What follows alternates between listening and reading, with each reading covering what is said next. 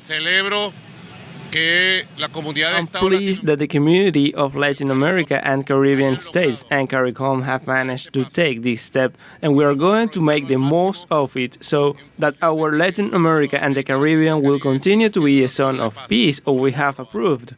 It will be the victory of peace for our homeland Venezuela and for the great homeland as well. That was Venezuela's president, Nicolas Maduro, arriving in St. Vincent and the Grenadines on Thursday for a meeting with his counterpart, the president of Guyana, to discuss some contested lands that lie between the two countries and are very rich in oil. For more on that, we're going to speak with Camila Escalante. Camila, give us a little background on this. 5 days later, after the announcement that Prime Minister of St. Vincent and the Grenadines, Ralph Gonsalves, came and held a press briefing saying that due to the ongoing controversy and how difficult the situation has become between the two countries, how tense things have become between Guyana and Venezuela, that he extended an invitation to host talks between the two presidents, President Nicolas Maduro and President Irfan Ali, in the St.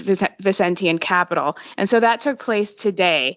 It was brokered by CARICOM, and it's the head of CARICOM right now is Roosevelt Scarrett. And then, Ralph Gonsalves came forward, not as the Prime Minister of St. Vincent and the Grenadines, but actually as the current president pro tempore of CELAC.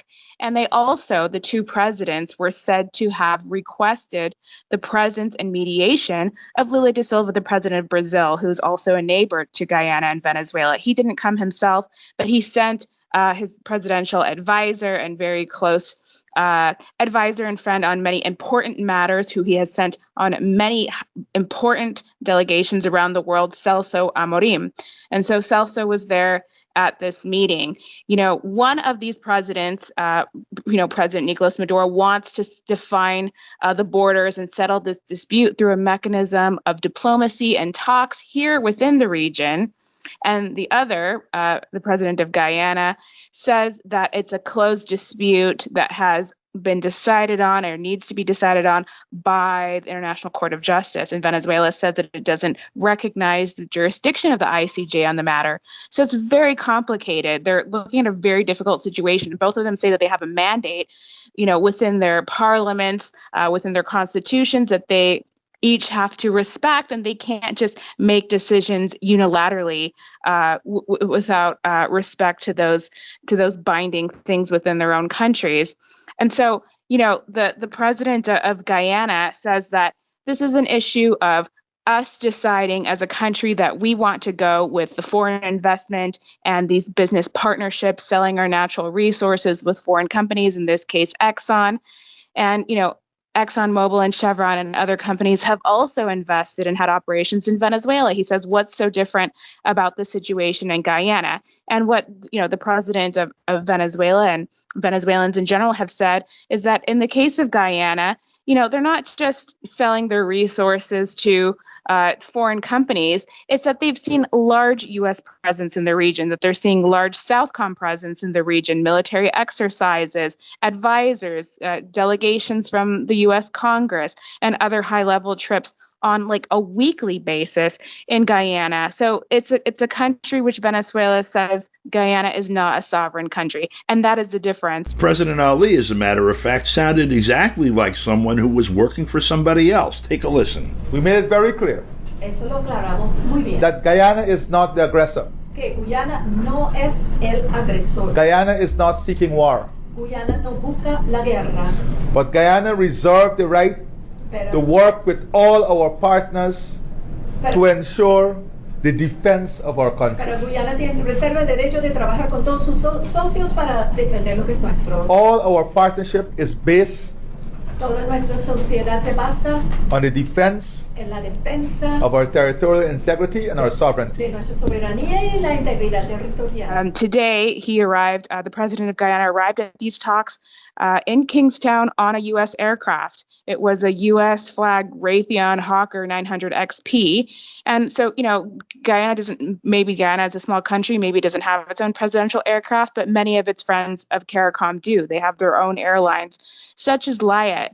So it's really interesting, this sort of partnership that we're seeing between Guyana, which says it's this small country that has this history of colonialism. And he talks about the need for reparations of, the victims of slavery. But at the same time, he's partnering with, the empire right now to try to protect this territory, the Essequibo, which they say is theirs.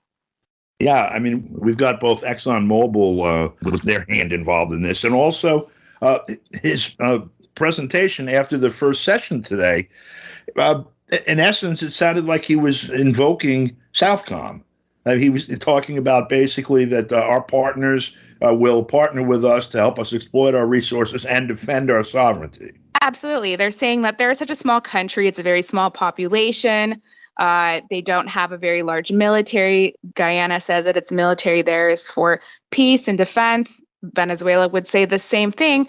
But obviously the difference is that there's this huge foreign presence, not only of these multinational companies that exploit resources for their own profit, which they take out of the country, but they have that large foreign military presence. And they also have the presence of USAID and other NGOs in the country, which, countries like Nicaragua, Cuba, Venezuela and Bolivia have barred from entering their countries. In the case of Guyana, they've pretty much set up shop all around the country and are really running things. And I think that's the distinction people are making. It's not to decide on behalf of anyone, who this territory belongs to, but it is to say that Guyana right now is a country that is heavily under the influence, or which has at least a very large and obvious U.S. presence, especially now that this issue has arisen again. That meeting between the presidents of Venezuela and Guyana concluded at 4 p.m. local time in St. Vincent and the Grenadines. Both President Maduro and President Ali expressed their willingness, according to a report in Telesur, to continue the dialogue to resolve the conflict over the Essequibo territory. All right, Camila, thank you so much. We'll speak with you again next week. Thank you, Don. For KPFK, I'm Don DeBar.